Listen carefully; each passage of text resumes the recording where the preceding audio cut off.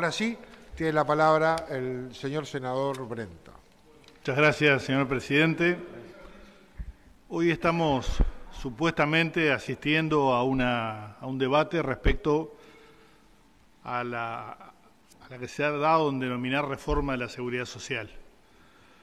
Según las definiciones de la Organización Internacional del Trabajo, expresadas en el Convenio Internacional 102 y en las sucesivas actualizaciones del mismo, la seguridad social, y abro comillas, es la protección que una sociedad proporciona a los individuos y los hogares para asegurar el acceso a la asistencia médica y garantizar la seguridad del ingreso, en particular en caso de vejez, desempleo, enfermedad, invalidez, accidentes de trabajo, maternidad o pérdida del sostén de las familias. La seguridad social constituye un derecho humano fundamental. Tomando estas definiciones que establece la Organización Internacional del Trabajo, creo que se puede llegar a dos conclusiones bastante obvias, ¿no? Hoy no estamos considerando una reforma de la seguridad social, estamos considerando una reforma del régimen jubilatorio, que es claramente regresiva en nuestra opinión y que recorta derechos y prestaciones fundamentalmente a los trabajadores y se encuentra muy lejos de la idea del sistema de protección social. Las transformaciones llevadas adelante en los gobiernos del Frente Amplio en forma gradual y a través del diálogo social, no de la recepción de delegaciones por 15 minutos, a través del diálogo social, sí constituyeron un avance en materia de reforma de la seguridad social que se ve truncada en parte por los cambios que se están considerando aquí hoy. El Frente Amplio avanzó en el desarrollo de un sistema integral de protección social. La reforma de la salud, permitiendo el acceso de la población al Sistema Nacional Integrado de Salud, la transformación en las leyes laborales y la mejora del acceso a las jubilaciones y pensiones, junto a la mejora del ingreso de los ingresos durante 15 años consecutivos, son los aspectos más destacables de la reforma impulsada por el Frente Amplio. Tuvimos el privilegio en nuestros 15 años de gobierno de tener el nivel de desempleo más bajo desde que hay registros en la historia del Uruguay y una situación prácticamente de pleno empleo donde se estaban planteando otro tipo de temas en la agenda política.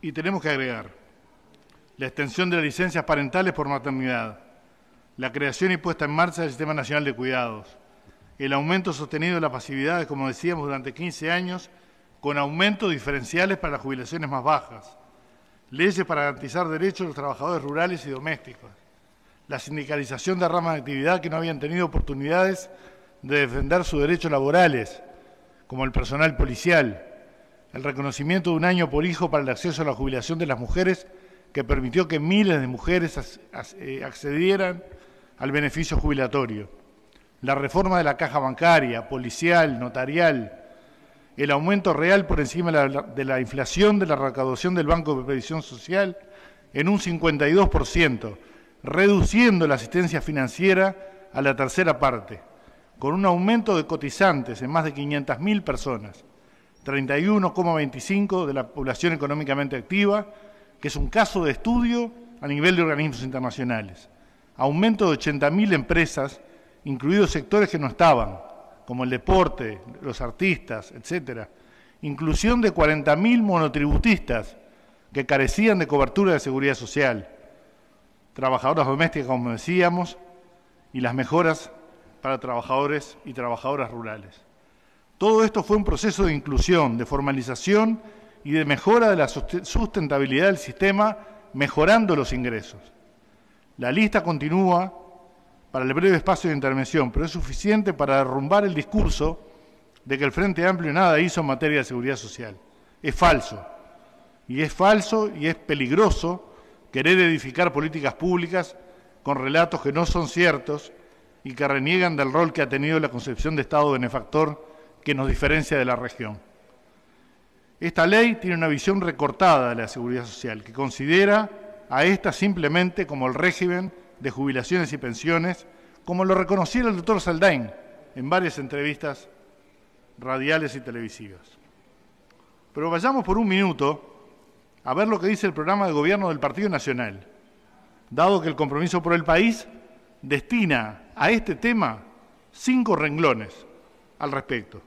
Y dice así: nuestro desafío es tener un sistema de seguridad social solidario y económicamente sustentable, que asegure una vida digna y disfrutable a los futuros jubilados.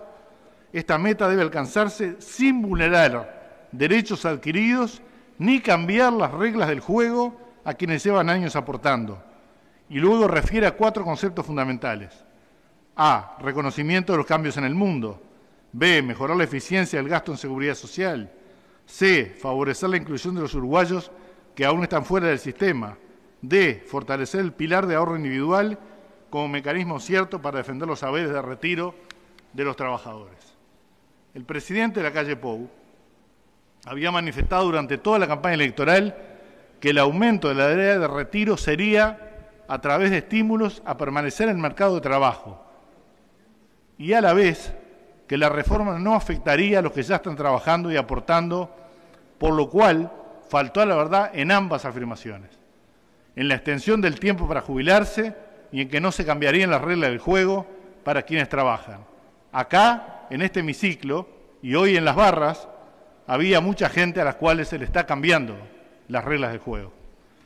El proyecto de ley que presentó el Poder Ejecutivo, modificado en su oportunidad para conciliar con la coalición, a consideración del Senado, propone el aumento de la edad de retiro de forma compulsiva y no incluye ningún estímulo económico para el retiro de los 65 años e incluye a trabajadores en actividad modificando las reglas de juego a la mitad de su vida laboral.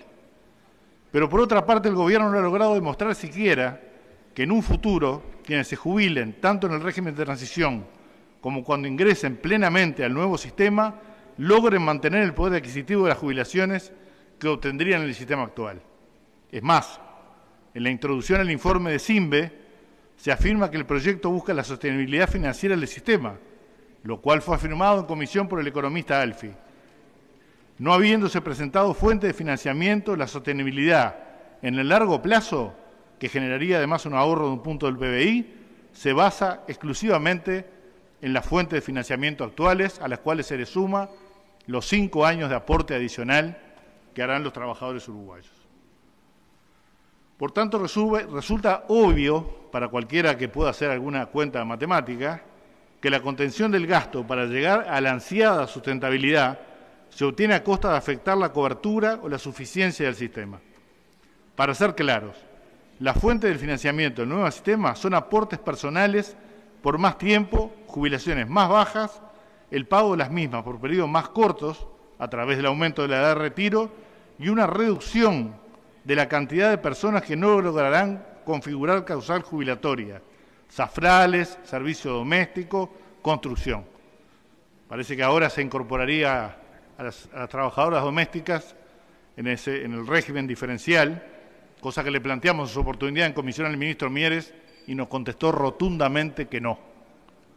Me alegro que se haya logrado, si es que se logró algo de eso. En este sentido, el proyecto crea comisiones técnicas para analizar servicios bonificados, aportación rural provisional y las exoneraciones de contribuciones especiales de seguridad social, pero no establece ni criterios ni plazos. La realidad muestra que la mejora del poder de compra de los trabajadores no es una prioridad para el Gobierno y tampoco lo es una prioridad en el futuro jubilatorio. De forma indirecta, con esta reforma, ganan los mayaoros, que no realizan aportes adicionales acordes, y recae el esfuerzo en los trabajadores y trabajadoras. A esta reforma jubilatoria, lamentablemente, tampoco le llega el derrame, como no le ha llegado a los trabajadores en actividad en estos 3 años de gobierno. Resulta profundamente injusto e inequitativo que sectores sociales que han sido ganadores en materia de apropiación de la riqueza durante décadas no realicen un aporte adicional acorde, impidiendo que otros compatriotas accedan a la posibilidad de una jubilación contributiva o simplemente a un mejor beneficio de seguridad social. Por el contrario, mantienen niveles de aportación a la seguridad social notoriamente inferiores a otros sectores de la actividad económica. Mientras el sector rural, en promedio, aporta un 2%, la industria y el comercio aporta un 7,5%. Aquí también está claro el modelo de desarrollo que se impulsa y, obviamente, no estamos hablando ni de los pequeños productores ni de los productores familiares. Estamos hablando de los grandes propietarios o productores que han obtenido precios récord durante largos periodos de tiempo en las últimas décadas y, por tanto, estarían en condiciones de hacer algún aporte adicional. Los únicos ingresos adicionales son facultar al Poder Ejecutivo a destinar los 2 puntos de IVA que se le descuentan hoy a cualquier persona cuando hace una compra con tarjeta de crédito o medio electrónico a una cuenta individual en la FAP como aporte personal. También se faculta al Poder Ejecutivo a destinar obligatoriamente los 9 puntos que se descuentan en gastos de restaurante, hotelería, de alquiler, por pago con tarjeta electrónica a una cuenta individual de AFAP. Esto es lo que como Frente Amplio llamamos un aumento encubierto de aportes a la clase trabajadora. Lamentamos que estos hayan sido los únicos ingresos adicionales cuando, por ejemplo, en ocasión de la reforma de la caja bancaria en 2008, se agregó un impuesto a la ganancia de los bancos, la prestación complementaria patronal, que es una forma de ingreso que no está vinculada al salario. Los aportes personales y los aportes empresariales de hoy son el 15% o el 7,5% respectivamente, en general con relación a los salarios que se pagan. Esta partida complementaria está vinculada a las ganancias de los bancos. En Noruega, por ejemplo, se ponían hoy muchos ejemplos internacionales, que tienen un muy buen sistema de protección social. La principal fuente de financiamiento es un fondo que es muy importante, de los principales fondos de Europa y del mundo, que se financia con un impuesto a las altas ganancias de las empresas petroleras. Ese fondo existe desde hace décadas y colabora sustancialmente para financiar, además de los aportes personales y patronales. En otros países se han reducido los gastos militares y aquí acaba de salir un informe que dice que Uruguay es el país de América Latina que tiene el gasto militar per cápita más alto. Hay que explorar distintas formas que ayuden al financiamiento, porque para sistemas de protección social importantes, como el que tiene Uruguay, solo los aportes patronales y personales no son suficientes. Hay que explorar otras formas, como la que en su momento propusiera el compañero Danilo Astori, de gravar con el 2% los depósitos uruguayos en el exterior, que han crecido sustancialmente en los últimos años, o como la que está imponiendo en el mundo, con voz más clara y más fuerte, por parte de las personas más ricas, sobre impuestos sobre la riqueza. La heredera de la fortuna de la empresa multinacional alemana BASF, que se dedica a la industria química y que se llama Engelhorn, defiende los impuestos a las grandes riquezas y no es la única. La cobertura social se debe fundar en la solidaridad, como un principio social que favorece la integración social y que termina beneficiando al conjunto de los aportantes. El actual proyecto de reforma jubilatoria no recoge algunos de los anuncios realizados por miembros de la Comisión Especial, referidos a la creación de un pilar cero potente o un seguro económico universal en la vejez para personas que no alcancen los años de actividad requeridos o realicen tareas de cuidado no remunerados, particularmente mujeres. Estos anuncios quedaron reducidos al histórico beneficio de la pensión a la vejez, que según el artículo que lo establece se cobrará a partir de los 71 años y considerando los ingresos del núcleo familiar se propone una prestación de 13.838 pesos. ¿Cómo se sobrevive desde que se sale del mercado laboral hasta los 71 años? Ya lo han planteado otros compañeros. ¿Qué sucede cuando alguien pierde su fuente de trabajo a los 60 años y cómo espera esos 5 años para configurar la causal si es que reúne los años de trabajo necesarios? Son muchas de estas preguntas que en ocasión de la comparecencia del Poder Ejecutivo en la Comisión no se han podido responder. Pero además consideramos que en el caso de los llamados trabajos particularmente exigentes, donde ahora el senador Botana anuncia que se incluiría a las trabajadoras domésticas, vuelvo a repetir, el ministro nos dijo redondamente que no, se tiene una visión desde nuestro punto de vista antigua de los trabajos particularmente exigentes. En Uruguay hoy estos estudios se presentaron en la Comisión de Expertos, son conocidos por la coalición de gobierno. A los 70 años de edad, el 30% de la población, un tercio de la misma, no va a juntar los 30 años de trabajo. Otro estudio establece que a los 65 años de edad, el 45% de los hombres y el 50% de las mujeres no juntan 30 años de trabajo y 65 y 30 es lo que va a exigir este proyecto de ley como edad normal para obtener una jubilación contributiva. Por tanto, esta es la realidad del Uruguay, que además es peor en los sectores más vulnerables, más pobres, de bajos ingresos, de trabajos precarios o de trabajos temporarios. El proyecto contempla teóricamente dos sectores, construcción y rurales. En los mismos se podrá acceder a causal jubilatoria a los 60 años, ya que implica un alto, entre comillas, un alto grado de esfuerzo físico.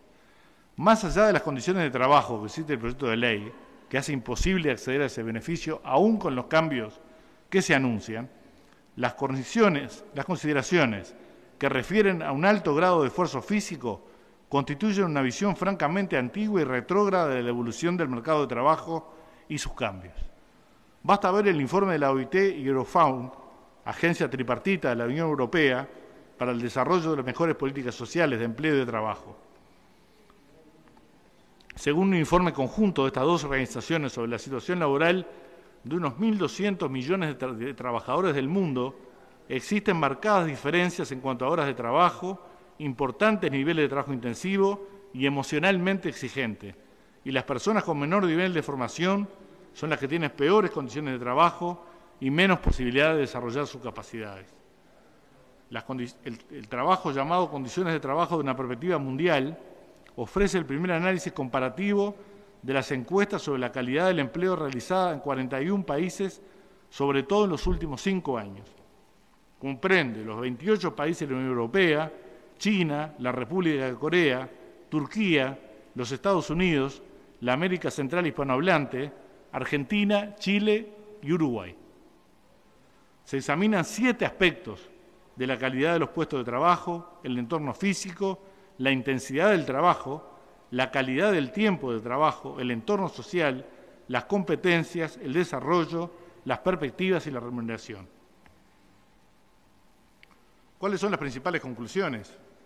Una tercera parte de los trabajadores de la Unión Europea y la mitad de los trabajadores de los Estados Unidos, Turquía, El Salvador y Uruguay realizan un trabajo intensivo, es decir, con escasos márgenes de tiempo y realizado a gran velocidad. Entre un 25 y un 40% de los trabajadores tienen un empleo emocionalmente exigente. Independientemente del país, las personas con mayor nivel de formación tienen menos posibilidades de aumentar y desarrollar sus habilidades. Es frecuente la exposición a riesgos físicos. Más del 50% de los trabajadores declararon realizar tareas que suponen movimientos repetitivos de manos y brazos. Alrededor de una cuarta parte se dio cuenta de la exposición frecuente a altas temperaturas en el trabajo y casi la misma proporción indicó lo mismo con respecto a bajas temperaturas. En todos los países, las mujeres ganan significativamente menos que los hombres y predominan en el extremo más bajo de la distribución de los ingresos. Hasta el 12% de los trabajadores declaró ser objeto de maltrato verbal, humillaciones, hostigamiento, atención sexual no deseada o acoso sexual. La inseguridad laboral es generalizada en todos los países y al menos el 30% de los trabajadores declara tener un empleo sin perspectivas de avanzar profesionalmente. El informe recalca que la calidad de empleo es mejorable si se reducen las exigencias excesivas a los y las trabajadores y se limita su exposición a riesgos. Subraya además la importancia de un clima social positivo en el trabajo, en particular de directivos y colegas empáticos, así como del diálogo social para mejorar la calidad del empleo. La OIT y Eurofound instaron a todos los países del mundo a elaborar encuestas sobre las condiciones de trabajo que incluyan datos comparables sobre la calidad del empleo e indicaron su importancia crucial para determinar cuestiones de interés y para proporcionar los datos empíricos útiles para la acción política. Las buenas condiciones de trabajo contribuyen al bienestar de los trabajadores y al éxito de las empresas, señala Manuela Tomei, directora del Departamento de Condiciones de Trabajo e Igualdad de la OIT. Comprender las cuestiones que afectan al bienestar y a la productividad de los trabajadores de uno y otro sexo es decisivo para conseguir trabajo decente para todos, sobre todo en una época en que las nuevas tecnologías y las nuevas formas de organización del trabajo están remodelando el mundo del trabajo. ¿Puede mejorarse la calidad del empleo reduciendo las exigencias excesivas a los trabajadores y limitando su exposición a riesgos y también poniendo más a su alcance recursos laborales que le ayuden a conseguir los objetivos de su trabajo o mitigando los efectos de esas exigencias? Puntualizó Juan Méndez Valdés, director ejecutivo de Eurofound. Los trabajadores, los empleadores y sus respectivas organizaciones tienen una función que cumplir en la mejora de la calidad del empleo. En síntesis, en este aspecto que establece la extensión forzada de la edad de retiro, el Gobierno muestra una vez más una mirada ya perimida, retrógrada del mundo del trabajo, sin visualizar que las incorporaciones tecnológicas pueden mejorar la productividad, pero no siempre las condiciones de vida de quienes trabajan. Por el contrario, les exponen a nuevas enfermedades laborales vinculadas al estrés y al acoso laboral. La coalición pretende imponer 5 años más de trabajo y, por consiguiente, de aportes para lograr la tan ansiada sustentabilidad del sistema. Nos preguntamos, señora Presidenta, ¿quién paga la reforma? Uno de los objetivos esgrimidos para presentar esta reforma previsional sobre las jubilaciones es la sostenibilidad del sistema. Si bien el concepto es entendible y hasta compartido por todo el sistema político, hoy se hizo múltiples referencias a referentes del Frente Amplio respecto a la necesidad de la reforma, nos preguntamos sobre quién se soporta la sostenibilidad. El proyecto informa sobre la reducción del gasto asignado al BPS, pero dado que no existen nuevas fuentes de financiamiento proyectadas, se deduce que el objetivo se cumplirá por la vía del sacrificio de los trabajadores y de otros objetivos que deberían cumplirse en términos de justicia y equidad, la cobertura y suficiencia de las prestaciones sociales. El equipo económico en la Comisión de Seguridad Social planteó que las jubilaciones no solo no bajan, se mantienen o aumentan. Esta afirmación, más allá de los cálculos presentados en la oportunidad, no tiene sustento técnico. La ecuación que determina la mejora del resultado financiero del BPS, 1.3 del PIB hacia 2050, sin cambios relevantes en las diferentes formas de fuentes de financiamiento, es innegable que cierra por una reducción en las jubilaciones y pensiones, aumentando simultáneamente la porción del aporte personal que se destina al BPS en relación con la SAFAP. Además, el proyecto provoca una reducción en la posibilidad de acceder a la jubilación, aumentando la de retiro, los años de aporte y modificando negativamente la fórmula del cálculo de la jubilación.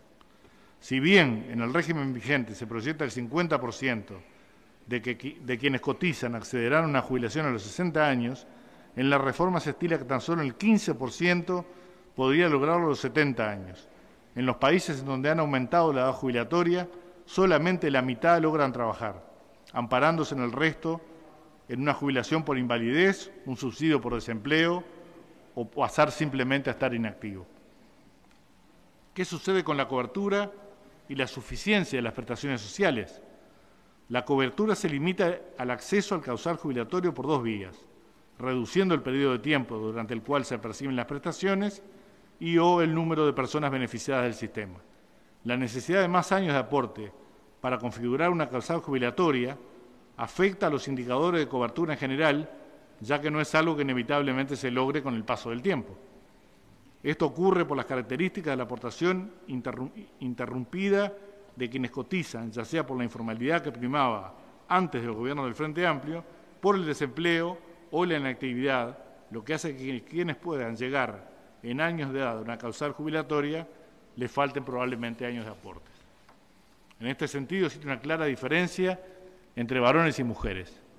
Según estimaciones del Observatorio de Seguridad Social de CIMBE, el aumento de la edad impactará en el 60% de las personas.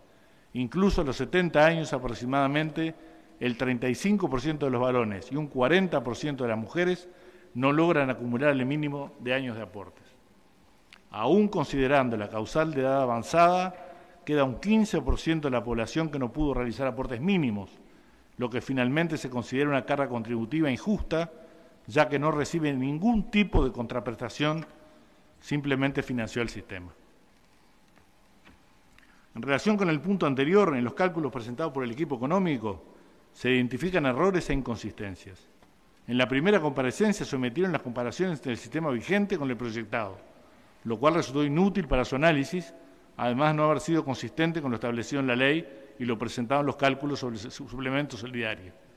La eliminación de la bonificación que establece el artículo 28 de la ley 16.713, vinculado al artículo 8, es sustituido por un suplemento solidario. Si bien a priori mejora los subsidios en los sectores de ingresos bajos y medios, la actualización de los valores, que en el proyecto original se daba por IPC y no por índice medio de salarios, lo cual en el mediano plazo su impacto será nulo. Ahora se abre una nueva posibilidad que deja liberado al Gobierno la posibilidad de usar uno u otro de los mecanismos de ajuste. Obviamente somos partidarios de establecer el índice medio de salario como mecanismo de ajuste único. En una posterior comparecencia, si bien se presentan comparaciones con el sistema vigente, la elección de todos los ejemplos fue caprichosa. No se puede concluir que aumentarán todas las jubilaciones, pues los cálculos se basan en promedios y en la selección de quienes cotizan se toman las personas con los mejores niveles, asumiendo que todas las personas se jubilan con la edad, con esos 60 años. El Centro de Investigaciones Económicas, CINVE, presenta estimaciones en base a una muestra de historias laborales del Banco de Previsión Social, en base al supuesto de que el suplemento solidario se ajusta por índice medio de salarios y no por IPC, como establecía el proyecto. Y en ese panorama se concluye un cambio favorable en algunos casos, pero 2/3 de las personas, según este informe del CINVE, se jubilarían con una prestación menor. Y algunas historias laborales van a ser especialmente afectadas. Cito a CINVE: las historias laborales asociadas a jubilaciones entre 40 y 70 mil pesos en el régimen vigente son las que comparativamente se reducen más al considerar los parámetros de cálculo del proyecto de reforma. La generación joven de capas medias que necesitamos para empujar en un contexto internacional desafiante va a ser la que más va a castigar la reforma jubilatoria de este Gobierno. Casualmente, estos datos coinciden también con el informe que presentó el equipo de representación de los trabajadores en el Banco de Previsión Social, donde efectivamente la reducción de estas jubilaciones entre 50 y 70 mil pesos oscilan en el orden del 36 al 38%. Consideremos también que el tercio restante corresponde a las puntas de la distribución, sobre todo en prestaciones más bajas, pero bajo el supuesto de que el suplemento solidario se ajuste por IMS y no por IPC, como lo marca la norma. En suma, señora Presidenta, una nueva gran promesa de campaña que no se cumple con los dos principales eslogans anunciados por el presidente en 2019. El no cambio de las reglas del juego a quienes ya ingresaron al mundo del trabajo y la extensión del tiempo a los 65 años mediante incentivos y no en forma coercitiva. Las grandes transformaciones necesitan alcanzar grandes consensos. No pueden ser productos de decisiones express que dejan espacio para la incertidumbre y la falta de seguridades para la población que quiere vivir del trabajo y necesita tener la certeza de tener un retiro digno. Gracias, señora Presidenta.